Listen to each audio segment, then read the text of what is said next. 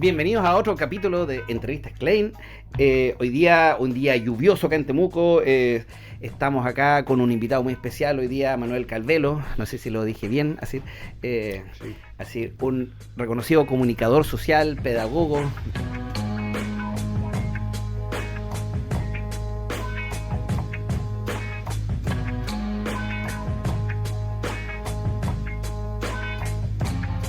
Primero que todo, muy bienvenido a este programa. Muchas gracias por estar acá.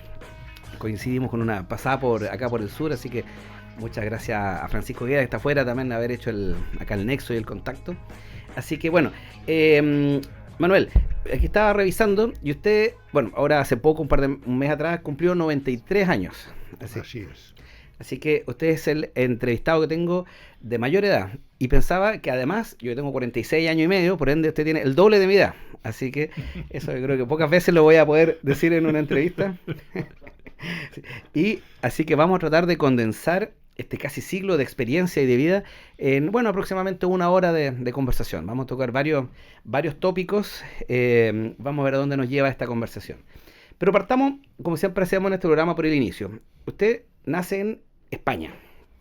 Así es. ¿Sí? Nazco no solo en España, en una zona de España, Galicia, que es una de las zonas, fue y sigue siendo una de las zonas más relegadas de toda España.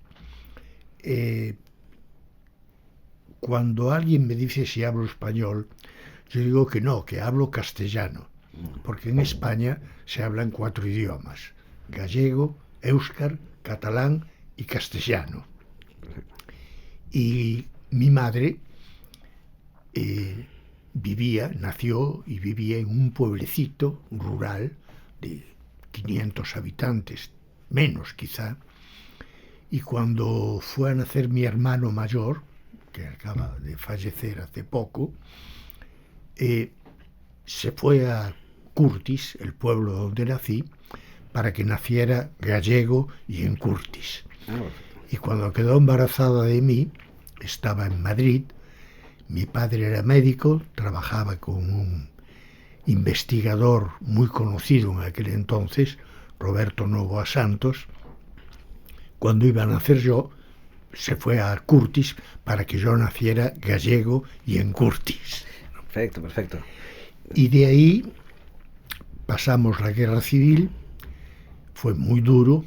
Mi padre fue fusilado por los franquistas, mi madre estuvo 7 años y medio en la cárcel, y cuando salió tratamos de sobrevivir.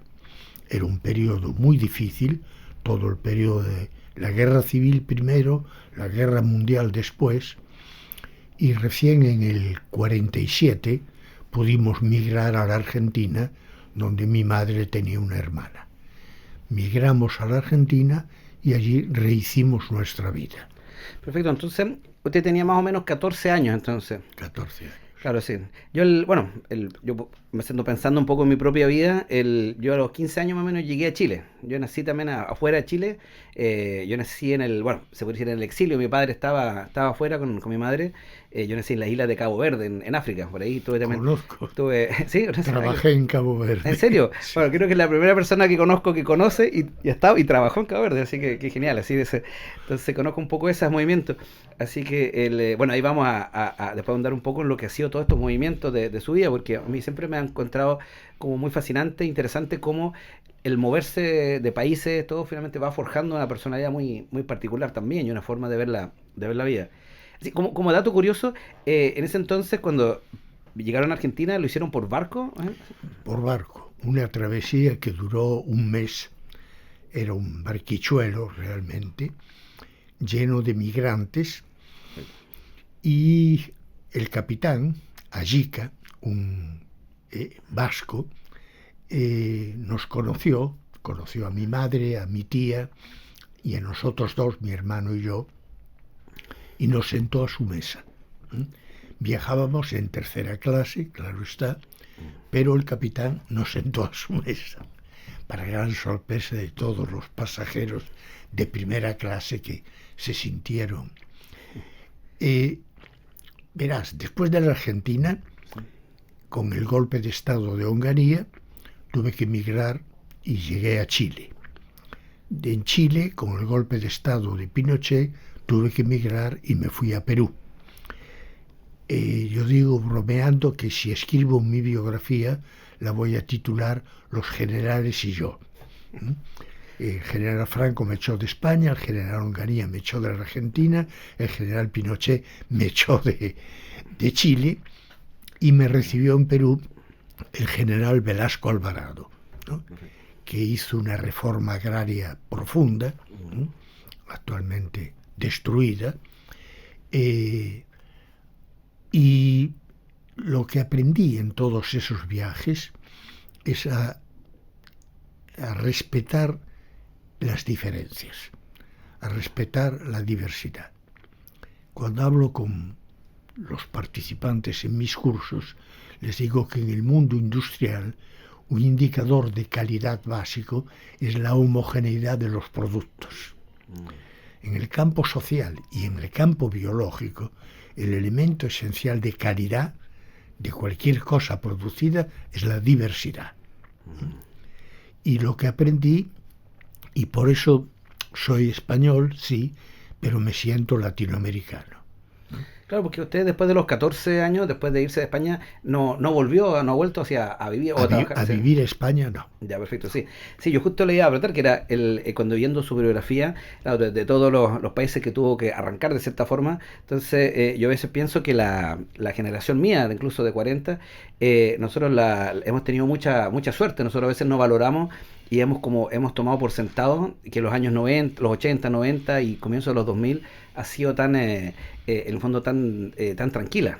Lo más nos ha tocado fue una pandemia, que al final fue más estar en la casa viendo Zoom, haciendo reuniones por Zoom, que realmente luchando por la supervivencia. Así que creo que he reflexionado mucho sobre ese tiempo, y a veces me pregunto si es que nos tocará todavía como generación joven, no tan joven, vivir algo tan álgido, pensando que el mundo igual está complicado. Así, eso. Bueno, además, sí, nos tocó a algunos vivir un periodo tranquilo. Yo diría que entre el 80 y el 2000 fue un periodo tranquilo en América Latina. Regímenes democráticos, intentos de cambio social, de incorporar la población a la conducta social del Estado, pero eso se fue perdiendo gradualmente. Y además, en América Latina estábamos bien, pero en el resto del mundo, la guerra de Corea, la guerra de Vietnam, las guerras en Afganistán, es decir, las guerras Irán-Irak, fue un periodo bastante duro a nivel mundial. Claro, hay una caricatura de Mafalda que me gusta mucho, de Quino, donde está Susanita viendo el periódico, donde ve todas estas guerras que están sucediendo, pero hace un comentario como dice: qué bueno que el mundo está tan lejos. O sea, algo que tiene hasta el día de hoy todavía pensamos un poco así.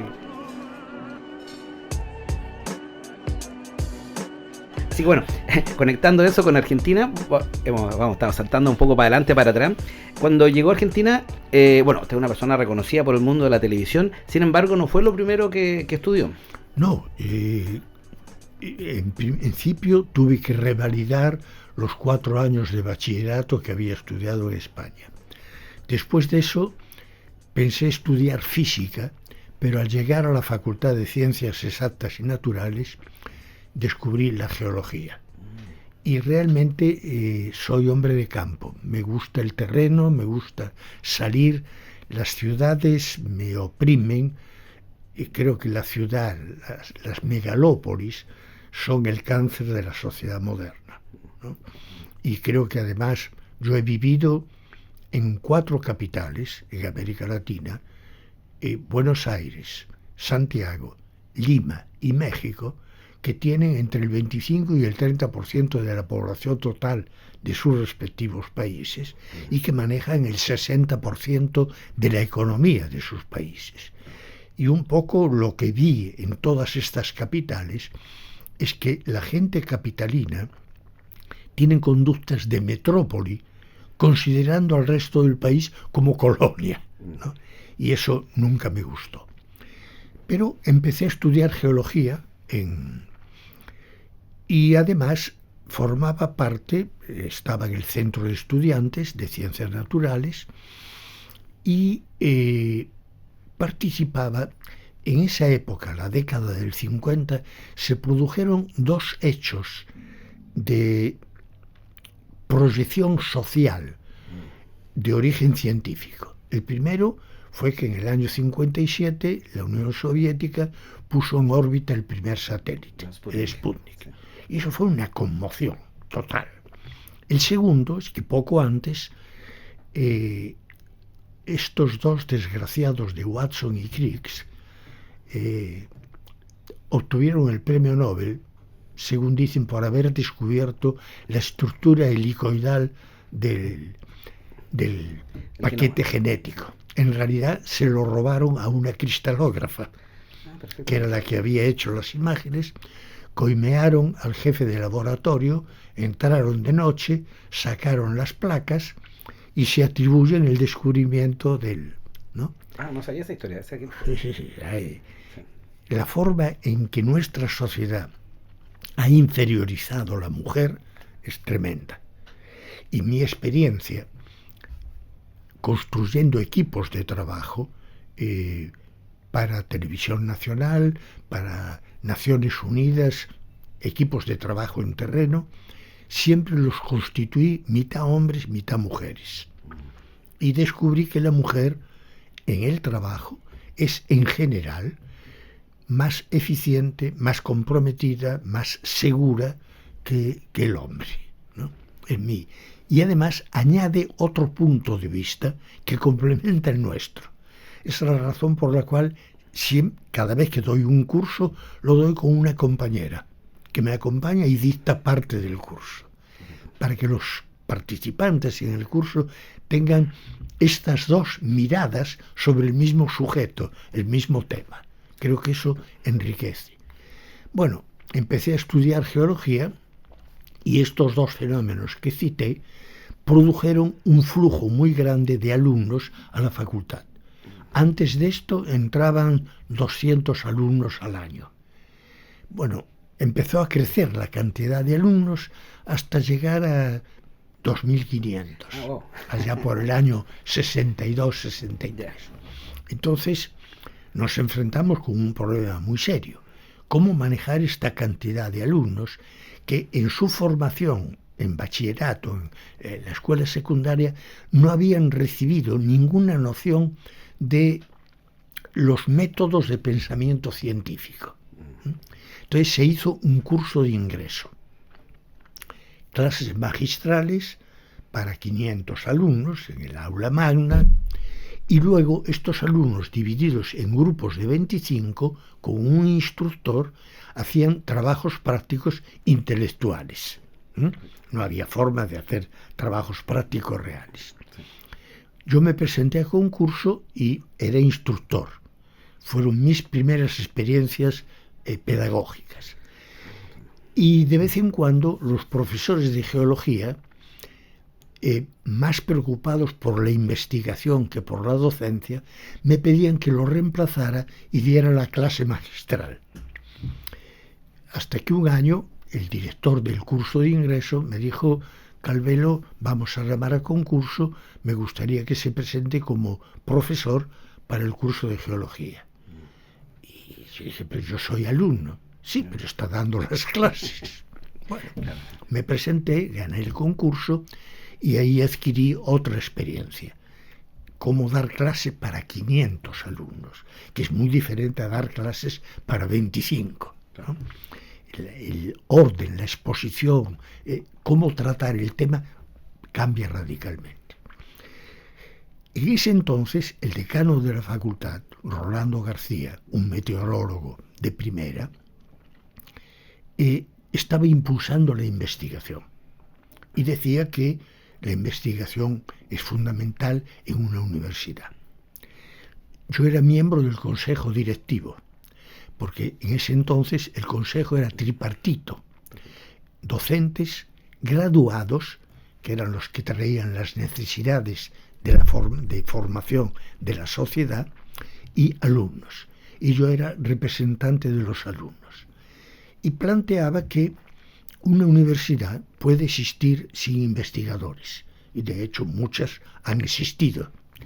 Puede existir sin docentes, dándole los libros a los alumnos. Sin lo que no puede existir es sin alumnos. Perfecto. Es decir, el eje de la universidad son los alumnos.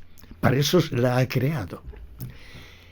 Dicho sea de paso, y es algo que mucha gente ignora, la primera universidad en el mundo occidental fue creada alrededor del año 700 y algo, en Marruecos, y fue creada por una mujer. Generalmente se ignora, son las cosas que ignoramos de los aportes de la mujer y que son fundamentales, ¿no? Yo tenía la idea, a mí me gustan mucho los datos así, yo siempre pensé que las primeras universidades eran en inglés, en Inglaterra, como Oxford, eso. Entonces acá no solamente la primera universidad me dice que está afuera, un lugar que también nosotros relegamos también todo lo que es África, como que eso no existe, y además que ha sido una mujer, entonces doblemente relegado en la historia, así que... Lo curioso es que en esa universidad se enseñaba teología maometana y cristiana, se enseñaba medicina y se enseñaba legislación. Eran las materias fundamentales de esa universidad. Bueno, el hecho es que yo planteaba esto en el consejo directivo de la facultad y un día el decano me llama y me dice: Calvelo, ¿qué está haciendo usted? Le digo, bueno, me gano la vida trabajando en la Dirección General de Geología y Minería, soy ayudante de trabajos prácticos de geomorfología, donde mi maestro era un ruso que había salido de Rusia, un anticomunista ferviente y un materialista dialéctico y marxista ferviente. Un caso muy particular. Cosas que se dan en Rusia nomás. Así. Sí, don Jorge Polanski. Y con él aprendí mucho. Y, bueno, Rolando García me pregunta qué es lo que hace, le digo lo que hago, cuánto gana, le di la suma, no sé. Y me dice, bueno, por un poco más, un 10% más, quiero que se incorpore al equipo de televisión educativa. Y le dije, mire, doctor García, lo siento, pero yo no tengo televisión en casa, no me gusta la televisión, no veo televisión. Entonces me dice, mire, lleva 4 meses en el consejo directivo molestando con que no prestamos atención a la docencia. La Fundación Ford nos dona un equipo de televisión educativa y he formado un equipo, un doctor en biología, un doctor en matemáticas, un doctor en química, un doctor en física, y por geología quiero que vaya usted. Pero le insisto, no me interesa. Me dice, no es una consulta, es una orden.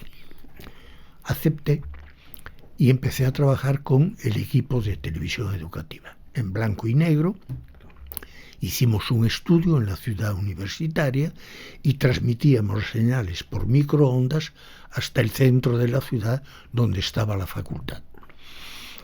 Y a poco tiempo de empezar a trabajar, descubrí que lo audiovisual era una herramienta muy potente para una práctica pedagógica. Poder mostrar a todos lo muy pequeño con el microscopio, lo muy grande con el telescopio, lo muy lejano, trayendo registros de todo el mundo. Era imposible llevar a la gente a recorrer el mundo, pero sí era posible traerle el mundo a la gente. Y además era un elemento de democratización de la enseñanza, porque cada docente da una clase diferente a los demás. Y uno puede tener suerte y tener un buen docente o tener lo que yo llamo un indecente, no docente, ¿no? Entonces, la posibilidad de grabar una clase, la mejor clase, con los mejores contenidos, el mejor tratamiento científico, el mejor tratamiento pedagógico para todo el mundo, es fundamental. Permite democratizar la enseñanza. Y ahí empecé a trabajar en televisión educativa. A los 6 meses me había quedado solo y el decano me nombró jefe de departamento, para gran escándalo de todos los doctores. Y Rolando García les dijo, miren, no lo nombro porque sea alumno, lo nombro porque es el único que entendió, valoró y maneja el equipo. Entonces tuve que constituir un equipo y le puse 2 condiciones. Primero, no quería nadie de la televisión. En segundo lugar, quería un equipo mitad hombres y mitad mujeres. En tercer lugar, prefería elegirlos de los alumnos de último año o penúltimo año de la facultad, porque conocían la materia y para ellos sabían óptica, sabían acústica, por lo tanto manejar micrófonos y manejar cámaras no planteaba ninguna dificultad. Tenían el conocimiento científico básico de cómo operaban los equipos. Lo que les faltaba era destreza psicomotriz para el manejo, ¿no?, para luego usarlos pedagógicamente. Y así comenzamos a trabajar.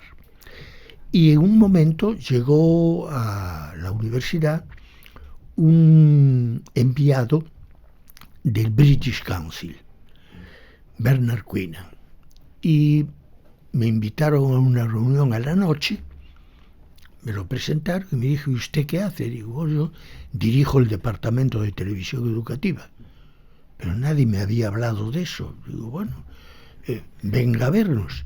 No, es que me voy mañana a la mañana. Eran las 9 de la noche. Le digo, vamos ahora a verlo.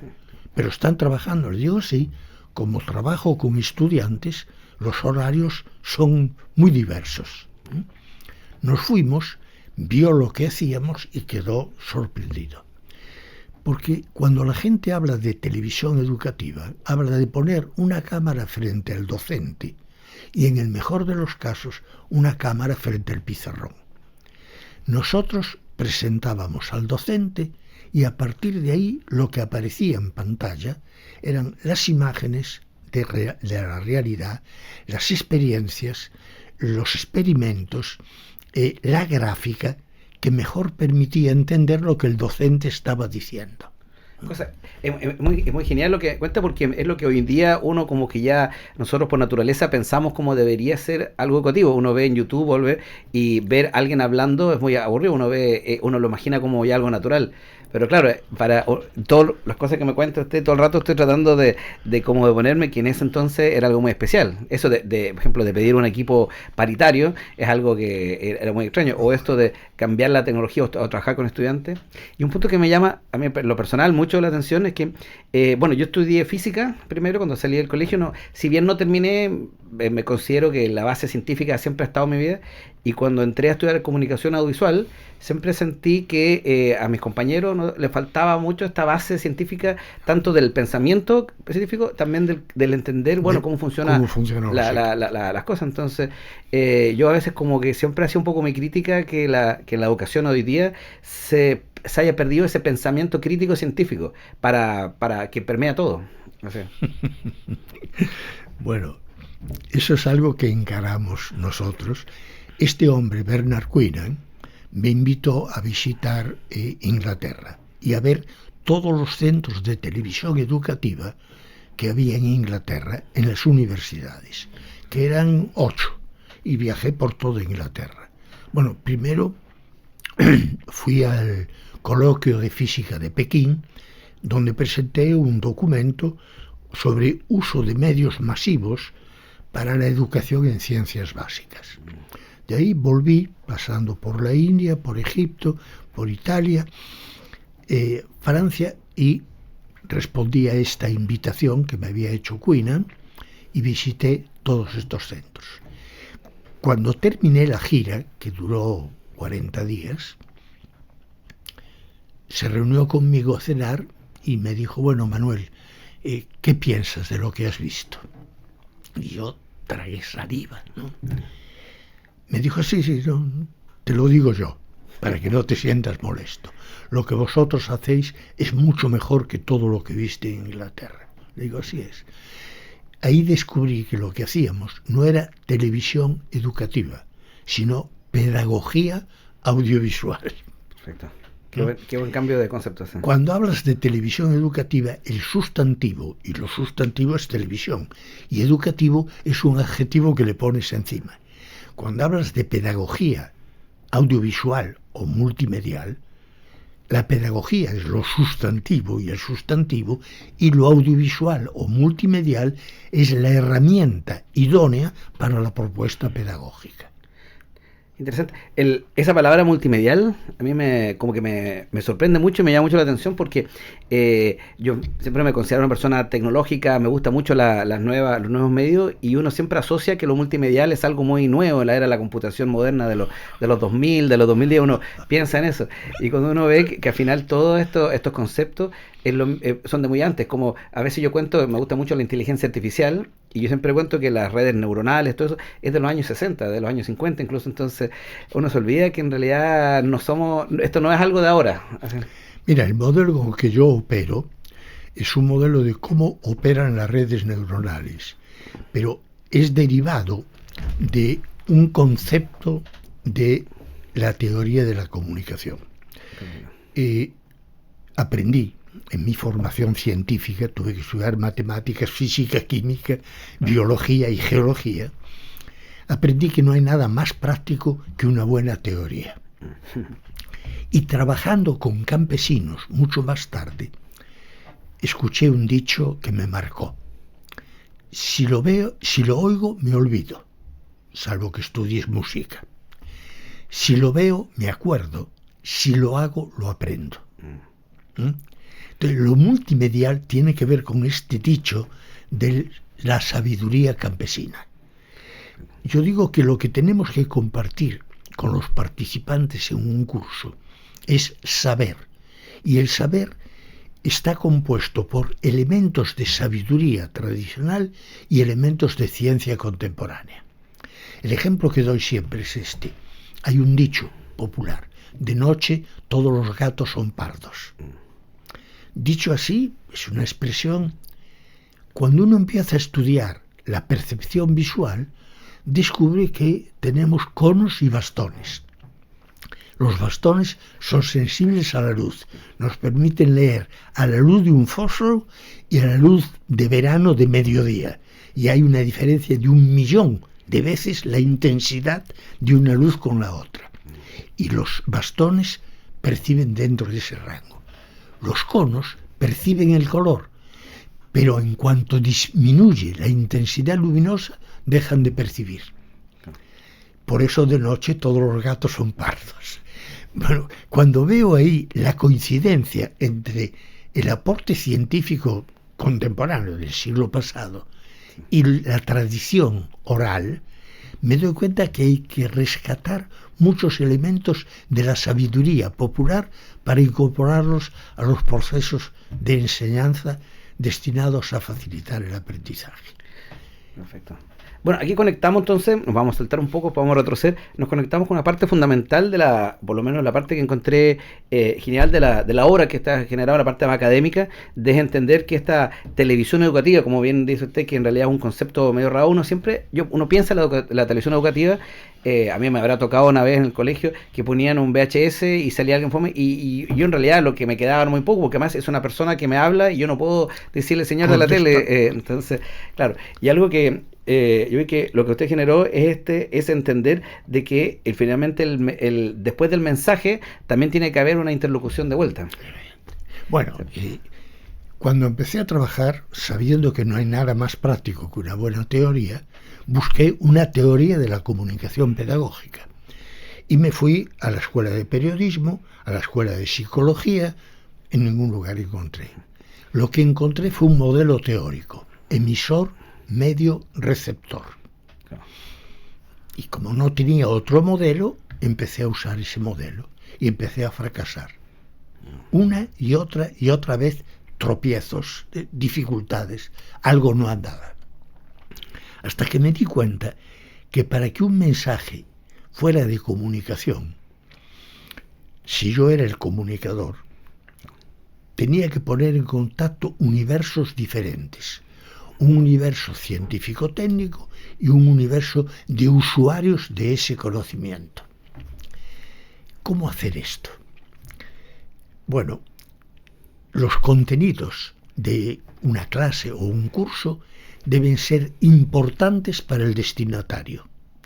Y si no conoce su importancia, el curso tiene que empezar diciéndole por qué es importante para él. En segundo lugar, el nivel inicial del discurso debe ser el nivel del destinatario, para a lo largo de la estructura pedagógica ir elevando ese nivel. En tercer lugar, los códigos verbales e icónicos que se usen tienen que ser códigos que él maneje. Para empezar, si tengo que introducir un nuevo código, tengo que explicarlo. En cuarto lugar, la estructura del relato debe ser una estructura que le sea familiar, para que le sea más fácil internalizar el contenido. El instrumento. Bueno, el instrumento depende del contenido del mensaje, del destinatario y de la disponibilidad de recursos. Cuando yo empecé a trabajar, una cámara de video costaba $15.000 y la grabadora que salió en ese entonces era un mueble, un armario ropero, costaba $250.000. 4 cabezas de exploración vertical, un sistema de succión para que las cabezas se pegaran bien a la cinta, ¿no? Entonces, el instrumento lo define el comunicador. Si voy a dirigirme al ministro de Agricultura, uso en aquel entonces fax o telegrama o escrito. Si tengo que dirigirme a un campesino, audiovisual, porque su nivel de lectoescritura es muy bajo. El tratamiento es fundamental. Y ahí es donde hoy todavía hay un déficit tremendo, ¿no? Constantemente veo mensajes con un fondo blanco, como si fuera un libro, y letras en negro. Resulta que el fondo estimulante blanco arroja luz sobre la retina, pero ese fondo blanco no tiene información. Y la falta de estímulo tiene la información.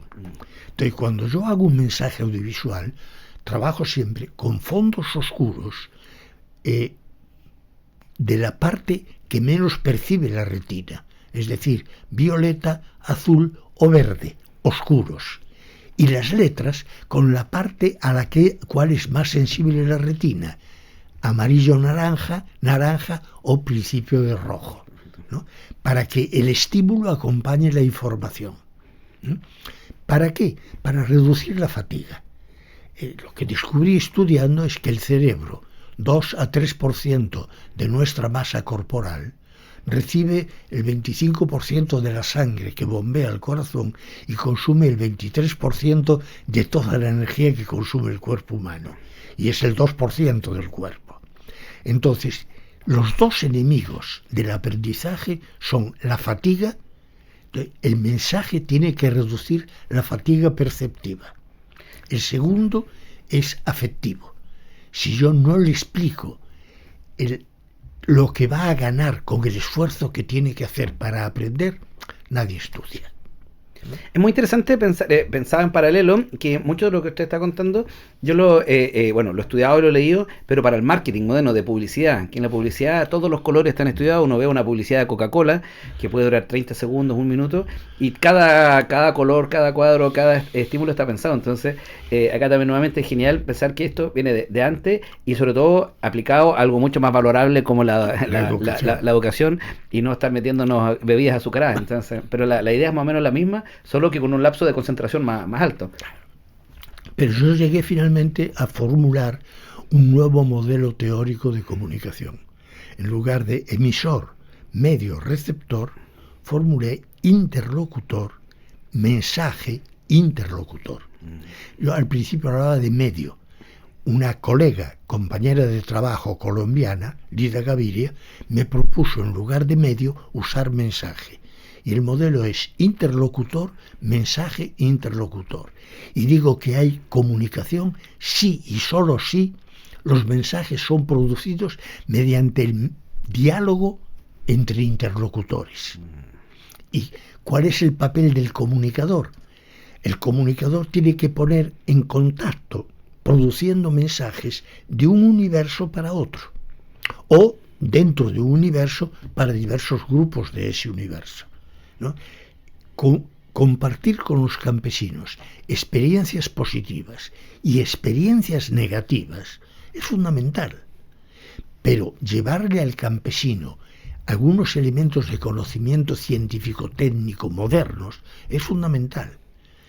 Del mismo modo que es fundamental rescatar del campesino algunos elementos tradicionales que son vitales.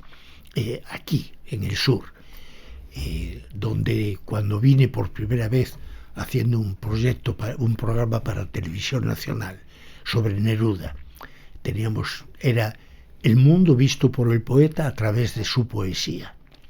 Entonces vinimos al sur y me llamó la atención que los mapuche no tenían ningún monumento lítico, ninguna pirámide, ningún arco de triunfo, ninguna catedral. Me quedé pensando, pero qué raro. Si leo los clásicos, los cronistas españoles, y hablan de una agricultura riquísima, igual o superior a la agricultura árabe, ¿no? Y bueno, descubro que los mapuche no tenían monumentos gigantescos porque no había esclavitud. Y para construir esos monumentos hace falta mano de obra esclava. No hay otra, ¿no? No hay otra. Entonces, este modelo de interlocutor, mensaje interlocutor, es un real modelo de comunicación. Comunicar, comunis facere, hacer juntos, ¿no? Es muy claro. Pero los medios masivos son medios masivos, pero no de comunicación. Son medios de desinformación y de manipulación. Y en algunos casos muy escasos de información. Y ahí sí, el modelo emisor-medio-receptor fue formulado inicialmente como teoría de la información, no de la comunicación. Pero con el fin de la guerra mundial y la explosión de los medios masivos, quisieron legitimarse y usurparon el título, el modelo, emisor, medio, receptor. La ASUEL, etcétera, son responsables de eso, ¿no? De apropiarse de un modelo y adjudicárselo a los medios masivos, que son de información en el mejor de los casos, jamás de comunicación. Genial, a mí me encanta en la ciencia, en la matemática, en la física, cuando las teorías o los modelos que uno ve, con que más simples son, generalmente son más disruptivos y son más geniales, como para qué hablar de la ecuación de Einstein, que parece tan sencilla, pero lo explica todo. Y cuando uno lo escucha, ahora uno dice, bueno, y costó tanto encontrar eso, pero claro, cuando uno cuesta situarse en ese momento. Ahora cuando usted lo explica, lo suena tan lógico, como casi obvio, pero claro, tenía que llegar a alguien que dijera, no, esto hay que romper un poco la estructura. Ese para mí ha sido, no sé, quizá muy un poco por las ramas ahora, escuchaba el relato que yo a veces mi crítica a la ciencia, yo soy una persona muy de ciencia, que a veces ha sido muy dogmática y muy entregada. Yo me imaginaba, y nuevamente me voy cuando habló de los mapuches, de todas las cosas, siento yo que estudiando un poco las culturas precolombinas, siento que el catolicismo cuando llegó, con todo lo malo que puede también haber hecho, o también cosas positivas, pero sí yo veo que entendieron a su público y lograron también decir, bueno, adaptemos nuestro discurso, adaptemos nuestra obra, nuestra arte, porque no vamos a entrar con códigos tan fuertes que no van a entender, cambiémoslo. Y yo lo veo esa explicación por qué entró tan rápido el catolicismo y por qué, por ejemplo, hoy en día en el mundo mapuche hay más mapuche evangélicos que de su propia creencias ancestrales. Y yo creo que tiene que ver con eso, tiene que ver con que el interlocutor en este caso está escuchando a su público. Y la ciencia le ha costado un poco eso. No solo eso, sino que algunos pseudocientíficos se dedican a la práctica intensiva de lo que yo bauticé como terrorismo académico. Usan un lenguaje específico, válido para comunicarse con los colegas, pero totalmente inaudible, ininteligible para el vulgo. Lo que uso, porque esa es la misma idea que yo he visto que tienen los doctores cuando hacen recetas, que tiene un sentido para que las personas no se automediquen, pero en el caso de la ciencia es todo lo contrario, debiese ser una divulgación general. Entonces es muy buen concepto. Vamos a acuñarlo, señor director, que vamos a tener, porque de verdad que está muy genial. Bueno, no hemos hablado harto de la parte que vamos a como los tiempos, aunque este programa es en teoría infinito, la realidad siempre infinita. Esa es la discusión que siempre teníamos los físicos con los matemáticos, que vamos a saltarnos un par de años y vamos a llegar a Chile. Vamos a llegar y vamos a hablar, me gustaría hablar específicamente de TVN, que bueno, es un temazo. Hoy día TVN está pasando por una crisis hace rato ya. Hay hartas verdades, hay hartos mitos también, pero me interesa mucho esa parte porque por lo que una frase que pensé ayer, que me la dio ChatGPT cuando estaba conversando, me dijo una frase que me dice que usted finalmente no vino a hacer televisión a Chile, sino que usted vino a convertir la televisión en una escuela. Una frase que me gustó mucho. Entonces quería que me contara un poco de ese cambio. Bueno, y partamos por ahí. Bueno, yo llegué aquí porque cuando Onganía allanó la universidad en Buenos Aires, yo estaba fuera. Estaba en ese viaje por Inglaterra que le cité, y entraron a la facultad, echaron a todo el mundo, al decano, mi departamento. Habíamos recibido la primera grabadora helicoidal, ¿no? Una Ampex, más o menos manejable, porque hasta entonces grabábamos con cinescopio, ¿no? Una pantalla muy luminosa y una cámara filmadora sincronizada que o grababa las líneas pares o las impares, con lo cual la calidad de la imagen era deplorable. Y bueno, se terminó esa experiencia y la Fundación Ford tomó grupos de trabajo de avanzada y los situó en diversos países del mundo: Francia, Siria, México, Perú, Chile. Los desplazó. Y a mí me pidieron que recorriera América Latina para ver en qué país podía repetir la experiencia que había iniciado en Buenos Aires. Y recorrí desde México hasta Chile, y cuando llegué a Chile cometí un pecado de la ingenuidad. La ingenuidad después de los 18 años es delito y debiera ser penada por la ley.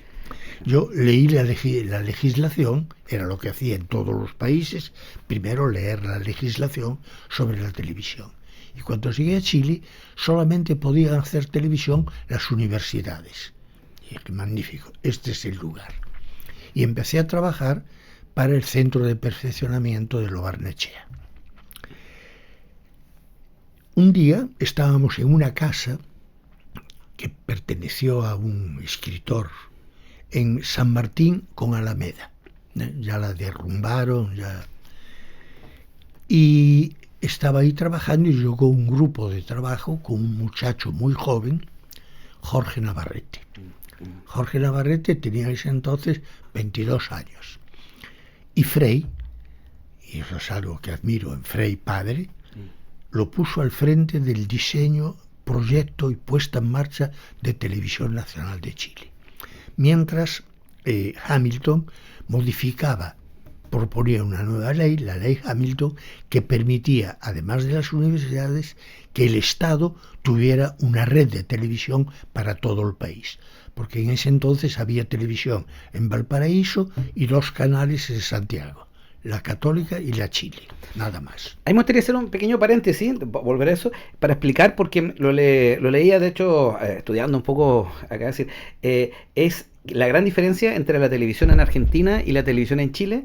Es que lo entendí que la televisión en Argentina nace antes, como 10 años antes, sí. Pero como una fuerza del Estado, como que el Estado dice, yo quiero. En cambio, en Chile nace desde las universidades. Sí. Entonces, eso es lo que entiendo que es una de las grandes diferencias. ¿Por qué se demoró tanto Chile en ponerse al día? Bueno, digamos, Chile no fue el último país de América Latina en tener televisión, pero sí fue uno de los últimos. El primer país que tuvo televisión en América Latina fue Cuba, después México, por contagio de Estados Unidos y por los intereses estadounidenses.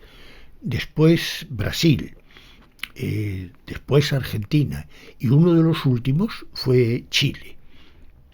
Y yo creo que eso se debe a que Chile, acuérdate, no solo empieza la televisión en esa época, es la época en que Frei empieza la reforma agraria. Claro. Sí. Chile era un país realmente colonial, ¿no? El único dirigente político chileno que intentó cambiar las cosas fue Pedro Aguirre Cerda, ¿no? Sí. Y es el creador de la Corfo. La Corfo fue el semillero de todos los intentos industriales y de tecnologías nuevas que tuvo Chile. Pero eso era año 36, 38, ¿no? En ese sentido, la televisión llega a Chile cuando la sociedad está madura para asimilar un instrumento así, ¿no? Y cautela el uso del instrumento poniéndolo en manos de la universidad, para cautelar su idoneidad, su seriedad, cosa que fue vulnerada por todos los canales, Claro, ¿no? Por todos los canales. Sí. Bueno, yo me encuentro con Jorge Navarrete y, bueno, lo tengo que llevar al aeropuerto una vez porque su chofer no aparecía, entonces subieron 5, entre ellos una muchacha. Y pregunté, ¿alguien vuelve? Y la muchacha dijo, sí, yo vuelvo. Los demás iban todos a Punta Arenas para ver cómo se hacía en Punta Arenas. Pues no había enlace satelital, no había enlace de microondas, había que ver cómo se ponía en marcha Punta Arenas. Y llevo a esta chica de vuelta y me pregunta qué es lo que haces, etcétera. Le cuento lo que hago. Me dice, ¿y hablaste con Jorge? Le digo, no, lo saludé y tienes que hablar con él. Esa chica era Patricia Poblete, de Mucana, muy amiga de Máximo y de Pancho, ¿no? Una mujer de primera realmente. Bueno, a los 6 días vuelve Jorge, me llama y me dice, Manuel, si tuvieras que hacer una televisión que informe, no objetivamente, él no creía en la objetividad, yo tampoco, en el campo de las ciencias sociales puede haber imparcialidad, pero no objetividad. Me dice con imparcialidad, es decir, que sobre el mismo acontecimiento de diversos puntos de vista. Y que informe no solo de Santiago, sino que informe de todo el país, de la región y del mundo. Una televisión que sea educativa sin ser aburrida, ni fome, ni latera. Una televisión que sea recreativa, pero que no sea ni grosera, ni vulgar, ni chabacana, ni... ¿Cómo harías? Y dije, mira, si yo fuera Navarrete y tuviera que hacer esa televisión, seleccionaría 15 muchachos y 15 chicas que vengan de las matemáticas a la geología, de la agronomía a la astronomía. Y seleccionados le di el perfil de un comunicador, capaz de trabajar en equipo, pero sin ser un borrego, capaz de tener iniciativas sin ser aventado, ser solidario sin ser estúpido, ser fraternal sin caer. Y dije sobre todo que no peque de estos defectos clásicos, confundir fraternidad con complicidad y confundir crítica con agresión, ¿no? Que es lo más frecuente. Entonces, seleccionados esos 30, le pediría a Manuel Calvelo que les enseñe a hacer televisión. Y Jorge Navarrete dijo, hagámoslo. Llamamos a concurso por el Mercurio, se presentaron 1.500 y algo, seleccionamos por currículum y luego reuniones con un hombre de mi equipo. Yo tenía aquí 5 personas del equipo de Buenos Aires, un hombre de mi equipo, y le pedí a Jorge que estuviera un hombre de ellos, porque yo no conocía la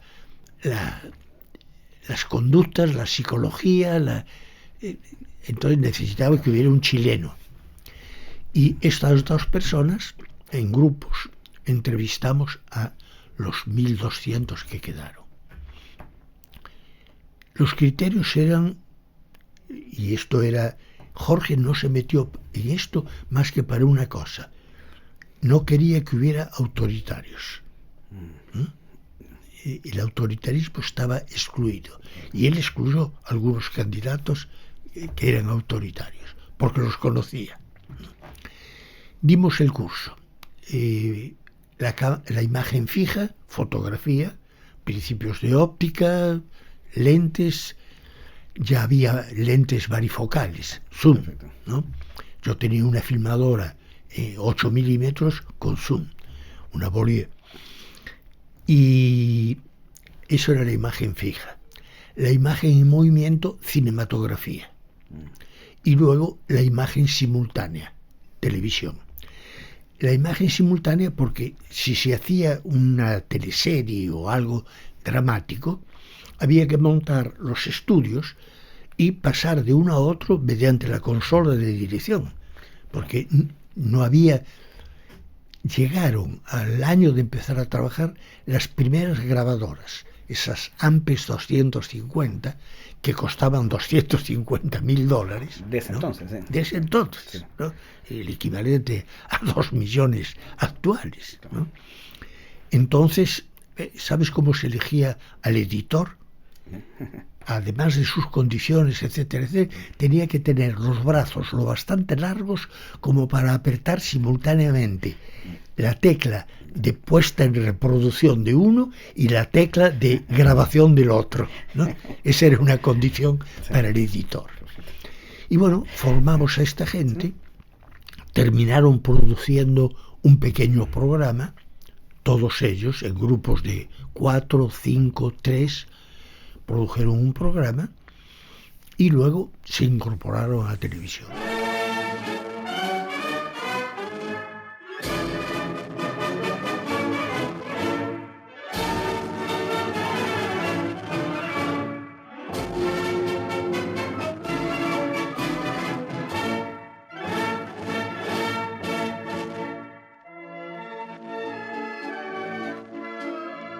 Yo había tenido en la Argentina militancia de izquierda. Y mucho tiempo después de estos acontecimientos me enteré que la Democracia Cristiana había recibido información sobre mi militancia y le había dicho a Jorge: si Calvelo forma a los realizadores, no puede seguir trabajando en televisión. Y si va a seguir trabajando en televisión, no puede ser él quien forme a los realizadores. Y Jorge Navarrete dijo: yo sé quién es. Me llamó, me preguntó: ¿tienes militancia política? Le dije: no, no tengo militancia política. Por favor, si llegas a tenerla, ¿me puedes avisar? Nada más. Yo sé cómo piensas. Y tuvo una actitud realmente impecable, ¿no? Impecable. Finaliza aquí sus transmisiones Televisión Nacional de Chile. Esperamos haber cumplido con nuestro objetivo de entretener, informar y educar. Centrándonos en TVN, ya que lo vivió desde adentro, algo que siempre me llamó la atención es que TVN cuando se forma también con un carácter comercial. Así, a diferencia... ¿Sí? No. ¿No? Empieza siendo... aparece como filial de Corfo, para luego, con la ley Hamilton, adquirir independencia como organismo del Estado, y es financiada por el Estado. Al año y medio, es decir, mediados del 70, Jorge me llama un día. Fíjate, yo era el segundo de Guillermo Blanco, que era el director de programación, y yo actuaba como segundo, y una función fundamental era que yo repartía los equipos.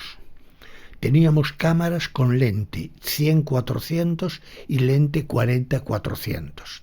Entonces, venía el director, me pedía equipo, todos pedían 40-400. Yo veía el guión y decía: esto 100-400 de sobra.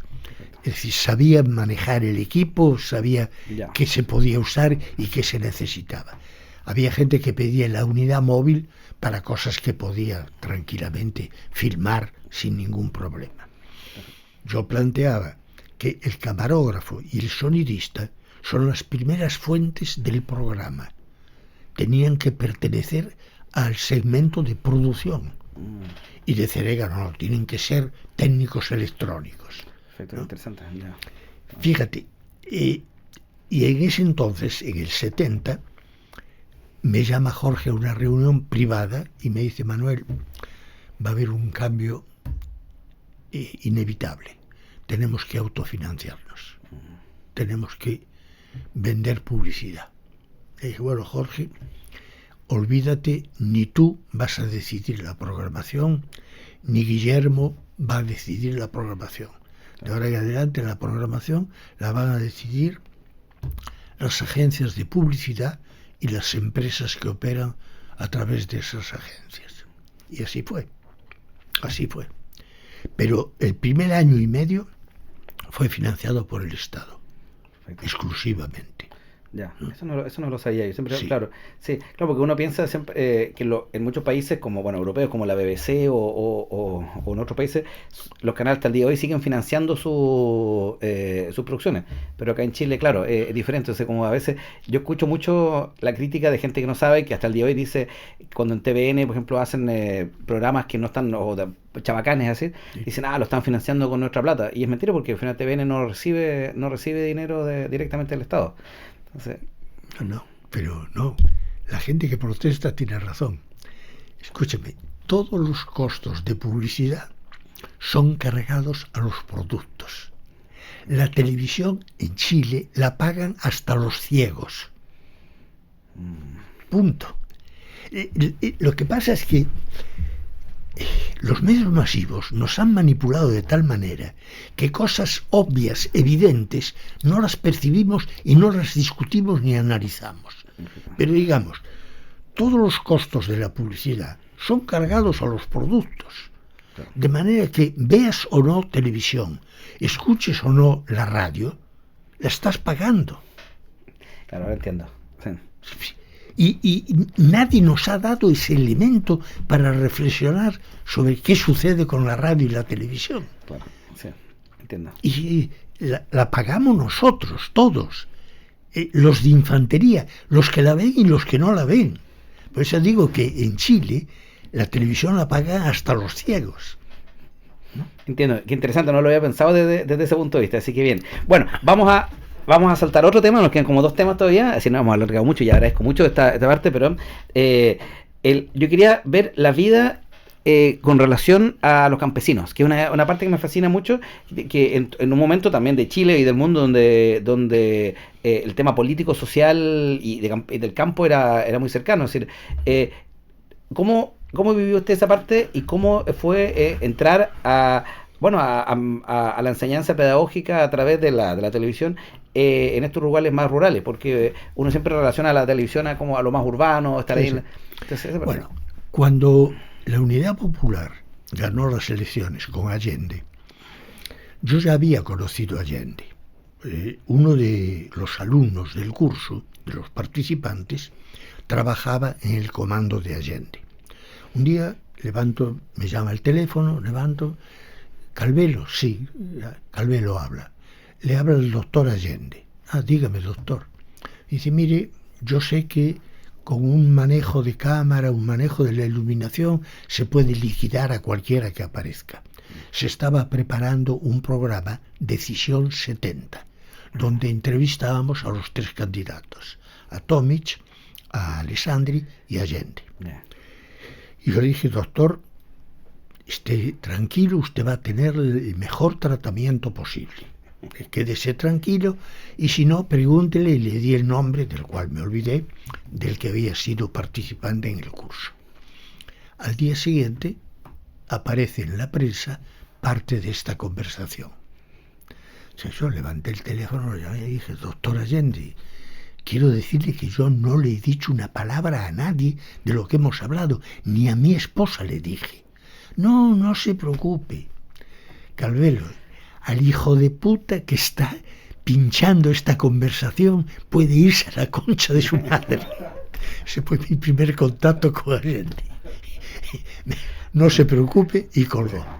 Y luego lo acompañaba, cada vez que había que grabar, lo acompañaba a los 3 candidatos a hacerse el maquillaje, etcétera, y hablaba con ellos, sobre todo con Alessandri no, tenía un grupo, una guardia férrea rodeándolo, pero con Tomic sí hablaba, y con Allende también. Y además, con una periodista hicimos un programa, El hombre detrás del candidato. Y los entrevistamos en la casa, sus esposas, sus hijos, ¿no? Fue muy interesante eso, ¿no? Ahí, por ejemplo, me convencí de una cosa, yo apoyaba a Allende, pero después de haberlos entrevistado, les dije a todos mis compañeros, tendría que ganar Tomic. Dije, porque Tomic no va a tener las resistencias que tiene Allende y va a hacer lo que quiere hacer Allende. Y todo esto, ¿por qué? Porque una de las preguntas que hacía la periodista a los candidatos era 3 personas de la historia de la humanidad que lo han impresionado.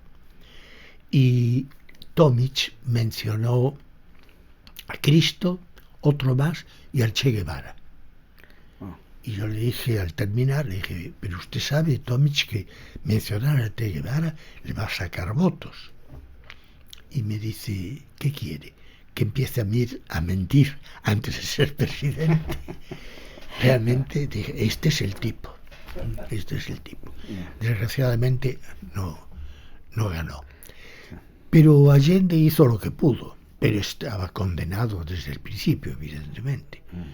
Era una amenaza para todo el sistema, aunque se limitó a llevar adelante la reforma agraria de Frei, ¿no? Lo hizo más rápido, nada más, ¿no? Y le dio más independencia a Corfo. Pero, bueno, yo creo que ahí, bueno, su política comunicativa era muy... Sí, pero una de las cosas que hizo Televisión Nacional fue formar un equipo de análisis de la audiencia. Y en ese equipo estaba Michelle Matelar, la esposa de Armand Matelar. Y un día, tomando café, me pregunta, ¿y tú qué hacías, Manuel? Le cuento, tienes que hablar con Armand. Le digo, bueno, llegó Armand, me dijo, mira, necesito una lista de equipo de televisión de $500,000. Le digo, sí, pero ¿para hacer qué? No, eso no importa, lo importante... Entonces le dije, bueno, un magnetoscopio Ampex, 250.000, un magnetoscopio, aquí tienes una unidad de edición, ¿no? Total, $500,000. Bueno, ¿tienes tiempo para venir a una reunión? Y me llevó a ICIRA, el Instituto de Capacitación e Investigación para la Reforma Agraria, un organismo del Ministerio de Agricultura que había sido creado con apoyo de la FAO, de las Naciones Unidas, la Organización de la Alimentación y la Agricultura, y estaba financiado por el PNUD, el Programa de Naciones Unidas para el Desarrollo. Al frente estaba un gringo, Solon Barraclough, realmente un tipo de primera, ¿no? Genial, ¿no? Chiquitito, parecía medio adormilado, pero era un capo. Y me preguntó, ¿se puede usar la televisión para capacitar campesinos? Le dije, la televisión no, pero esos instrumentos remodelados sí. ¿Y se puede lograr introducir la opinión del campesino en los programas? Sí, se puede. Y bueno, entonces me dijo, ¿me puede traer una página con un esbozo de lo que se podría hacer? Era un viernes, le dije, bueno, el miércoles se la traigo. ¿A qué hora? A las 5. A las 5 menos 5 yo estaba ahí. En esa época era tipo 5, y eso era entre las 5 y las 8, ¿no? En serio, era terrible. Peor que ahora. Peor que ahora. Llegué el miércoles y le entregué lo que llamé circuito lanzadera de televisión educativa. Lanzadera por la lanzadera del telar. Tú tienes la trama y la lanzadera va tejiendo el diseño, ¿no? Y aquí era una unidad madre que tenía capacidad de reproducción, capacidad de grabación y capacidad de edición. Y a cada unidad madre le acompañaban 8 unidades hijas, que eran una camioneta con una grabadora y un reproductor que podían reproducir y grabar, pero no editar, porque editar era carísimo. Por eso le llamé circuito lanzadera, la señal iba y venía. Bueno, al cabo de 2 meses me llama por teléfono solo, me pregunta, ¿tiene vacaciones? Le digo, sí, acumuladas de hace años. ¿Y tiene bolsa de dormir? Claro. Entonces podemos salir el día 15 al sur. Y me llevó durante 20 días a recorrer el complejo maderero de Neltume. Y ahí me preguntaba, ¿usted sabe cuál es el rendimiento energético de un árbol?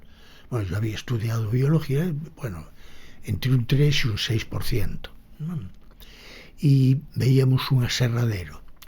Y me decía, ¿cómo mejoraría la eficiencia? Pero solo yo no sé nada de esto, ¿pero qué se le ocurre? Y yo veía que llegaban los camiones abajo, los subían, los descortezaban, subían, cortaban las primeras tablas, subían y cortaban las... Y que bueno, yo lo que quería es subir con el camión hasta aquí y que bajaran por gravedad. Bueno, al volver, el último día, ya entrando aquí en San Bernardo, me dice, bueno, quiere hacer el proyecto que diseñó. Me había evaluado. Dije, ¿y por qué eso? Dice, bueno, porque usted parece manejar muy bien el tema, conoce los equipos y sabe moverse en terreno. Perfecto. Me había sometido a una evaluación práctica, ¿no? Y así fue como empecé. Y tuve que darle albergue a Matelar en mi equipo, porque Matelar estaba trabajando para el gobierno de Allende, pero a alto nivel. Y de lo que yo hacía no tenía la menor idea. En realidad Matelar de comunicación nunca tuvo la menor idea, pero se hizo famoso, ¿no? Y así fue como entré a trabajar en la FAO y a trabajar en Naciones Unidas. Esto fue en el año 72. Y di un curso para formar el personal, elegimos un lugar, una casa de fondo, abandonada por el dueño, en Curacaví, y cruzábamos el Valle Central para llegar a nuestro centro de trabajo. Ahí formé 20 personas y la primera salida fue al sur, a grabar para IANSA. IANSA nos pidió programas de capacitación. Perfecto. Llegamos a Río Bueno y a los 2 días, 11 de septiembre, nos volvimos. Yo tengo una duda. Cuando bueno, se grababa, se hacía este material, y ese después el campesino, ¿dónde lo veía? ¿Lo veía en una tele? ¿Lo veía por señal? ¿Lo veía cómo? No, llevábamos un reproductor, okay, un televisor y una grabadora para reproducir. Ya, claro, viene el equipo completo, claro. No es como que la persona en su casa viera o en una... No. Entonces, claro, es... No, porque siempre nos planteamos que el proceso de capacitación en el área rural tenía que ser un proceso de capacitación colectivo. Perfecto. Con no menos de 16 y no más de 24, para poder dividirlos en grupos de A3 y hacerles realizar el trabajo práctico. Lo que producíamos eran paquetes pedagógicos, clases de video. Por la experiencia adquirida en Buenos Aires nos dimos cuenta que la densidad informativa de una clase audiovisual bien hecha es muy alta. Y cuando la densidad sube, se produce fatiga. Y la fatiga es el primer enemigo del aprendizaje, ¿no? Sabíamos ya que tenía que haber trabajos prácticos. Y, por lo tanto, hicimos un mueble donde iba el monitor de televisión de 15 pulgadas, la grabadora y un inversor para trabajar con batería, porque los televisores trabajaban con corriente alterna, Claro. ¿no? El inversor para trabajar con batería. Y esa caja la llevábamos, la instalábamos en un punto alto, situábamos a la gente en un abanico de este tipo y teníamos definida la distancia mínima 2,5 veces la diagonal del televisor. Si estabas más cerca, empezabas a ver los puntos. Distancia máxima 14 veces. Eso acotaba la cantidad de información que podíamos poner. No más de 8 líneas y cada línea no más de 20 signos. Perfecto. ¿No? Para que fuera legible. Y siempre fondo oscuro y letras claras. Trabajábamos en blanco y negro, ¿no? Claro. Cuando pudimos pasar a color, que eso fue en Perú bastante más tarde, fondo violeta oscuro, azul oscuro, verde oscuro y letras amarillo-naranja. Y una consulta, ¿y todo ese material que se grabó existe todavía o...? No. El material grabado en Buenos Aires, teníamos el curso de física, el curso de química, el curso de matemáticas y el curso de geología, que grabé yo. Borraron todas esas cintas para grabar una conferencia de cancilleres de la OEA. Bueno, un clásico. Y de los otros, de los que produje aquí, no, porque la primera producción fue la que íbamos a hacer a Río Bueno. Y todo el equipo lo metí a la CEPAL para que quedara protegido. No sé qué pasó con él. Porque yo me fui a los 15 días. Mi madre me dijo que lo que va a pasar aquí es peor que lo que pasó en España. Entonces agarré a Carmen y los chicos y nos fuimos. ¿A Perú? No, a la Argentina. Mi madre tenía casa en la Argentina. De ahí me llamaron de la FAO, me contrataron por 4 meses. Al día siguiente recibí un telegrama en vista de su salida voluntaria de Santiago el día 17. Consideramos caducado su contrato a partir del día 18. Pero de Roma, de la FAO, había un grupo de comunicación para el desarrollo donde estaba un inglés, Colin Fraser, una italiana, Silvia Balit, y un marroquí, Mohamed Benaissa. Y esos 3 seguían mi proyecto con verdadera avidez, porque, bueno, cuando los vi me di cuenta que si en ese entonces tú hacías un análisis de fondo de pupila, lo que veías era extrañeza y molestia para que un grupo de subdesarrollados hubieran hecho lo que los desarrollados no habían hecho. Sí.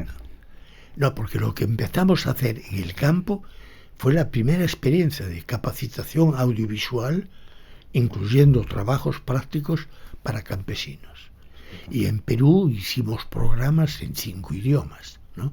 En quechua, en aymara, en shipibo, en aguaruna, en México lo mismo, también. En todos los países respetábamos el idioma de los campesinos. Perfecto. Vamos a pegar un salto en el tiempo ahora, más hacia, ahora después a la vuelta de Chile, para ver cuándo vuelve a Chile y ahí, por lo que entiendo, ya empieza a dedicarse a la comunicación social, como la entendemos hoy día, ese concepto, ligado a la universidad. Entonces, para ya ir como cerrando la parte de la historia de vida, quería contar un poco eso, como los últimos 20 años, básicamente. Bueno, vine a Santiago de Chile. Yo tenía un proyecto regional con base en Lima. Y Rafael Moreno, el político demócrata cristiano, estaba en la FAO y vino como representante regional de la FAO y me pidió que trajera el proyecto a Santiago. Como era un proyecto regional, yo acepté y me vine aquí. Terminó ese proyecto y yo fui a México a dirigir 2 proyectos que estaban en marcha y el director había sido promovido a otro cargo. Estuve 2 años y algo en México y luego volví a Chile. Y ahí, en el 95, me jubilé. Carmen, mi compañera, madre de mis 2 hijos, me había acompañado ahí a los países donde iba realmente, y cuando yo no estaba se hizo cargo de la casa, de los chicos. Entonces, cuando me jubilé, dije, bueno, Carmen, ahora eliges tú. Y Carmen es bailarina de ballet, sigue haciendo danza contemporánea, y muy bien. Tiene un grupo, la generación del ayer, que todas tienen más de 80 años, ¿no? Y son un grupo formidable, realmente es un placer verlas.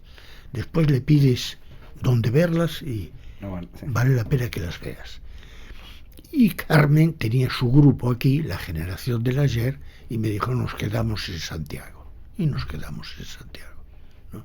Esa fue la razón por la cual volví a Santiago definitivamente. Perfecto.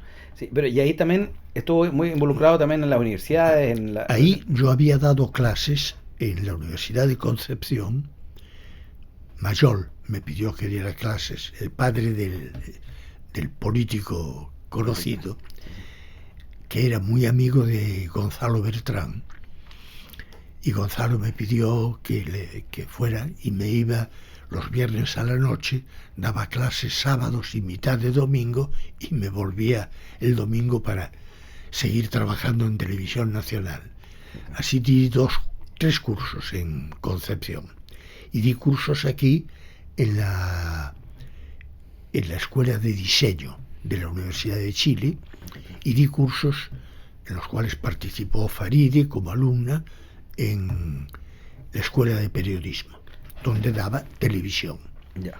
Cuando volví, me incorporé al instituto, a la Escuela de Comunicación, que estaba en la Facultad de Ciencias Sociales. Y en ese momento le pidieron a Pancho, y él me incorporó al equipo para ver cuál debiera ser el diseño de esa escuela de periodismo. Y el diseño fue crear el Instituto de Comunicación e Imagen, para que posteriormente se transformara en lo que es hoy Facultad de Comunicación e Imagen. Y ahí comencé a dar curso de cine documental. Fíjate, hay una cosa que me llama la atención. Lo he discutido con la gente de cine, pero están en lo suyo. No hay un curso formal, el mío es optativo. No hay un curso formal de comunicación pedagógica. No hay un curso formal de comunicación científica. Y esas 2 ramas son vitales, son básicas. No existen. Pero con Pancho y Claudia Olitza, que es la que trabaja ahora conmigo, dimos un curso de cine documental. Fundamentalmente documental pedagógico y documental científico, ¿no? Que es lo que hace Pancho, lo que hizo Pancho al sur del mundo. Claro. Es un documental científico pedagógico, ¿no? Y lo que lamento es que en cine y televisión están enseñando cine de autoexpresión, es decir, ficción. Tanto es así que empiezan a hablar de documental de autor. Cada vez que me dicen documental de autor, oye, y los otros documentales no tenían autor, no los hizo nadie, ¿no? Claro. El documental de autor es una disculpa para hacer ficción o autoexpresión, ¿no?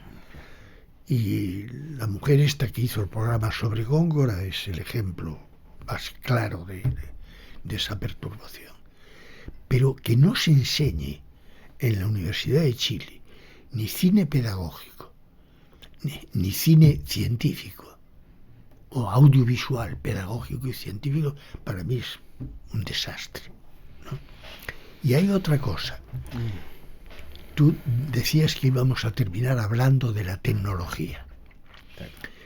Bueno, una cosa que me llama la atención es que en los últimos diseños tecnológicos implantados a nivel mundial, sobre todo la red, no ha participado ni los pedagogos, no han participado los pedagogos, ni los comunicadores.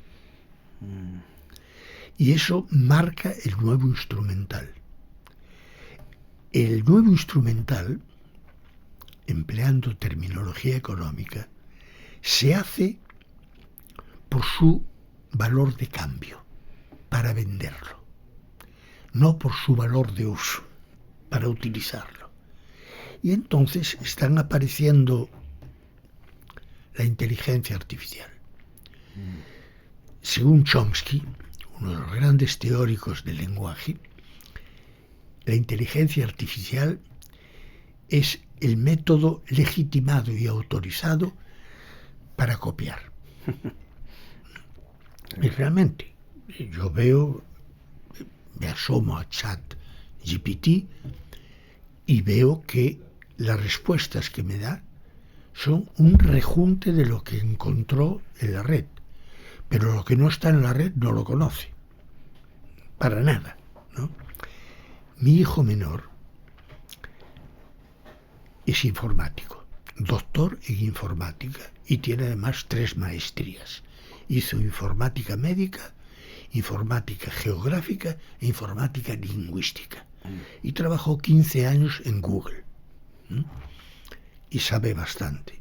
Y él me ha dicho que el 92% de lo que circula por la red es porquería. El resto es rescatable. Y esa cifra está empeorando drásticamente ahora con todos los videos falsos, que cualquier persona en su casa puede apretar 3 botones y sale un video que parece real, pero que genera emociones fuertes que al final no lo es así. Terrible eso. Sí. Terrible. Además, el acoso estudiantil. Poner a una compañera desnuda en la pantalla. Creo que estamos perdiendo el norte.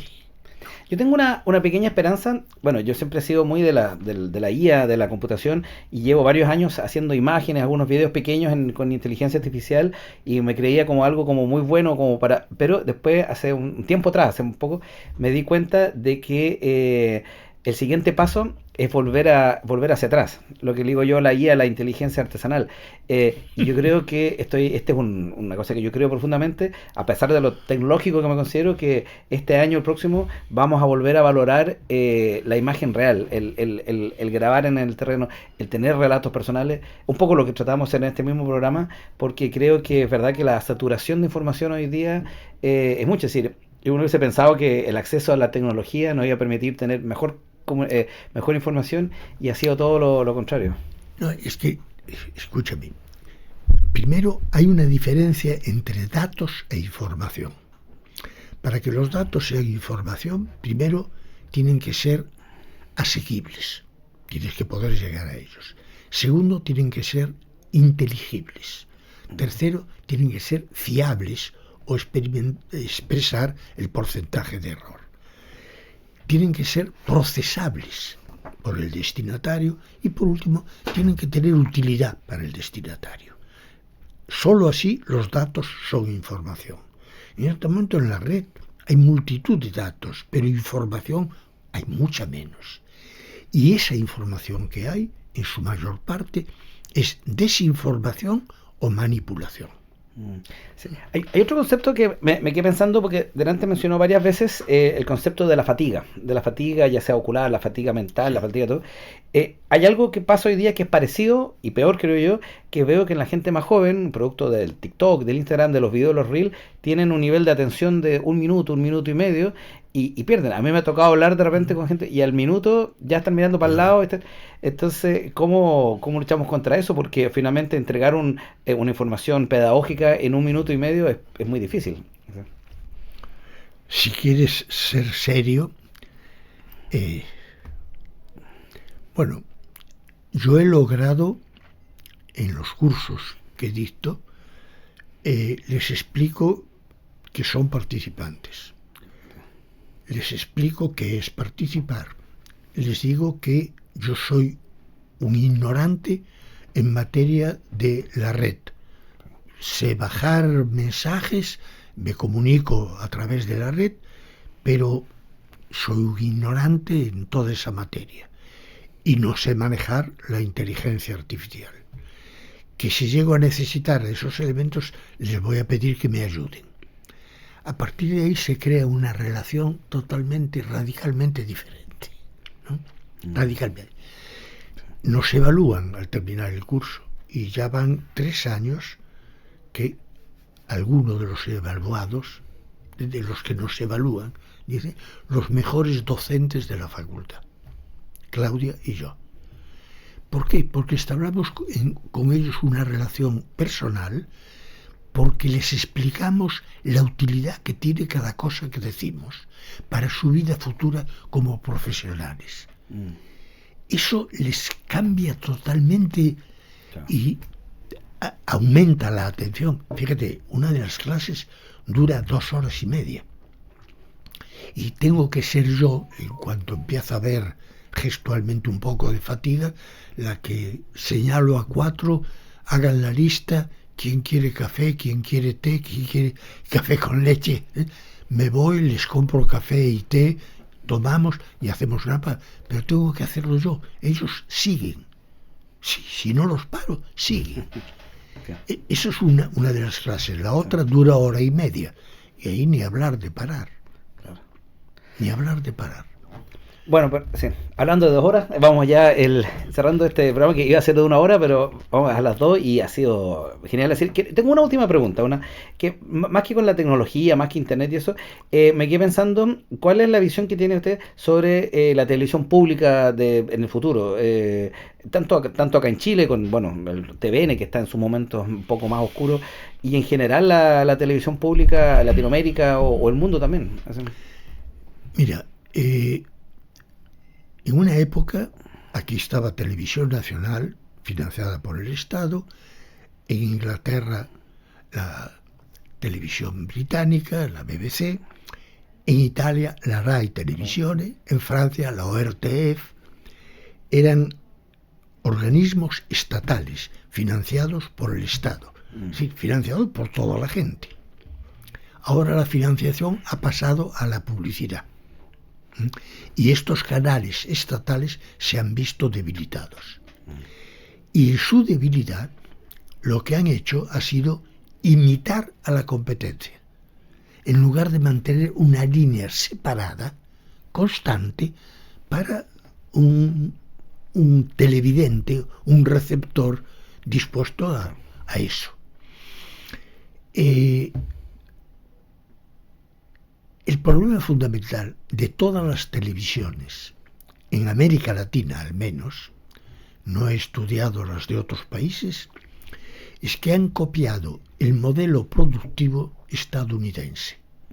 División técnica del trabajo. Fíjate, en un momento Jorge Navarrete me pidió que tomara a 2 chicas para que aprendieran conmigo. Una de ellas era Mercedes Ducci. El primer trabajo que les di fue que se metieran cada una a un estudio cuando empezaba el horario de un camarógrafo y que tomaran nota de cuánto tiempo estaba el camarógrafo y cuánto tiempo estaba utilizando la cámara. La conclusión fue muy clara. Entre el 18 y el 22% del tiempo manejaban la cámara. El resto esperaba a que terminara el escenógrafo, el sonidista, el que hacía el vestuario, los actores, ¿no? El problema es que hemos copiado un modelo productivo estadounidense que en Estados Unidos, en aquel entonces, un segundo de publicidad de un programa conocido eran $5.000, ¿no? Es decir, $10.000 actuales, ¿no? Entonces, la televisión estadounidense se daba el gusto de malgastar el dinero trabajando con sistemas productivos ineficientes. Yo creo que aquí, si Televisión Nacional quiere cambiar algo, tiene que cambiar el sistema productivo.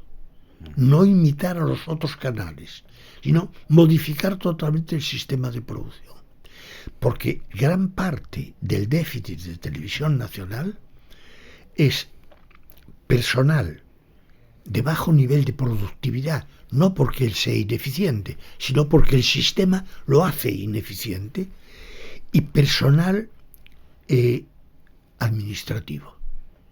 Hoy toda la administración de Televisión Nacional la lleva un buen informático con una buena computadora. Pero tú miras el campo administrativo de Televisión Nacional y es mayoritario.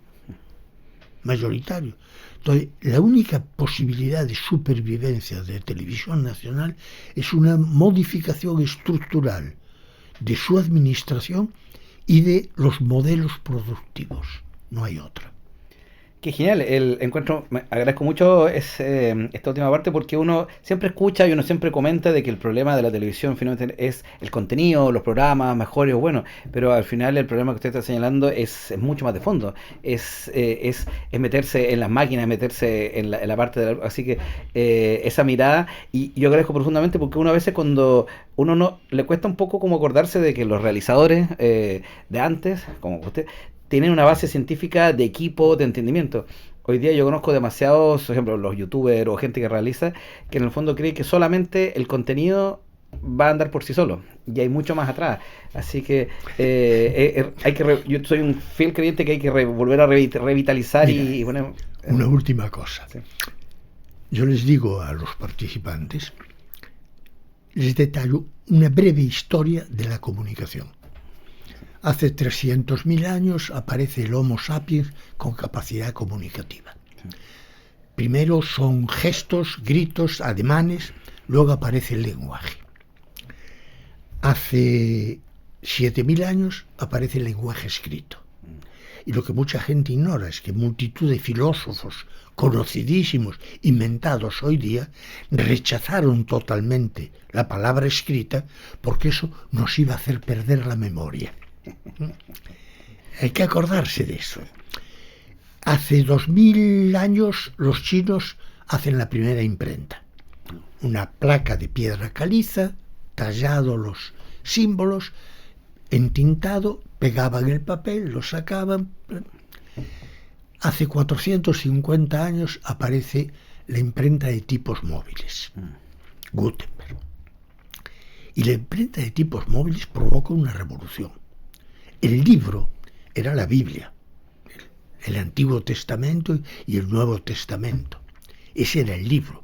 Y lo tenían algunos privilegiados, porque lo copiaba un amanuense que además empleaba más tiempo en los adornos que en escribir el texto, ¿no? Y el texto era casi ininteligible. Pero con la imprenta de tipos móviles, la Biblia está al alcance de todo el mundo. Y eso crea una convulsión en el mundo occidental. Las guerras de religión, el protestantismo, la migración a América, es el resultado de la imprenta, ¿no? Pero la imprenta pone dos condiciones.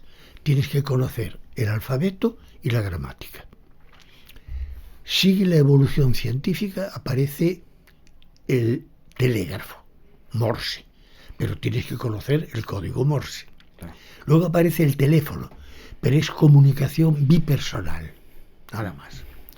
Luego aparecen los medios masivos, que se atribuyen el rol de comunicación. No son comunicación, son autoexpresión, son ficción, valiosísima, importante, pero no comunicación, ¿no? Y ahora aparece la red. Y la red está al alcance de multitud, de millones. Pero resulta que, yo lo veo esto con los muchachos, con los participantes, no tienen la menor idea ni del alfabeto ni de la gramática audiovisual. Como yo les empiezo a decir los elementos del alfabeto: toma, plano, encuadre, márgenes de seguridad, foco, enfoque, eje de acción. Alfabeto, gramática, enlaces, secuencias, tipos de secuencia, elipsis temporal, etc. La gramática abre los ojos así, sobre todo los de cine y televisión, que nunca les han dicho esto, ¿no? Bueno, cuando la gente maneja un instrumento sin conocer los elementos básicos del lenguaje, del instrumento que maneja, aparece la trivialidad, aparece la tontería, aparece el desuso o el mal uso. Ahora, yo no caigo en lo que cayeron. Platón fue uno de los que negó la escritura porque hacía perder la memoria. Yo creo que estos instrumentos tienen un enorme potencial y creo que van a venir nuevos instrumentos con mayor potencial. Pero creo que hay que preparar a la gente para ello. Y creo además que en el diseño de los nuevos instrumentos tiene que haber participación de científicos y de pedagogos. Y los pedagogos están ausentes del diseño de cualquiera de estos instrumentos. Estoy de acuerdo. Hace poco leía que una de las grandes empresas, Anthropic, que es uno de los grandes laboratorios de IA, la persona que está a cargo hoy día de evaluar los modelos es una doctora en filosofía. Entonces uno dice, hace sentido, porque finalmente las cuestiones que ella habla, pero en realidad en todas las lecturas que he hecho, que son hartas, nunca he visto la incorporación de pedagogos en los equipos, matemáticos, físicos, filósofos, gente de varias artes, es decir, pero nunca un pedagogo. Así que si hay algo con lo que me quedo hoy día es que cuando esté metido en armando equipos de IA, voy a incorporar ese elemento, porque es verdad que uno no lo toma tan en cuenta. Así que. Y acuérdate que la pedagogía no es que alguien le enseña a otro, es que alguien dialoga con otro para construir juntos un nuevo corpus de conocimiento. Perfecto. Bueno, con esas palabras terminamos esta larga entrevista, genial entrevista, así que con este último, lo que me queda acá de Sidra, acá nuestro invitado ya se tomó hace rato su café, así que yo hoy día me dediqué más a escuchar, así que, bueno, como siempre, así que muchísimas gracias por estar por estos lados, valoramos mucho y hoy día creo que ha sido de los días que más hemos aprendido, hay muchas cosas que vamos a darle vuelta, así que gracias y salud.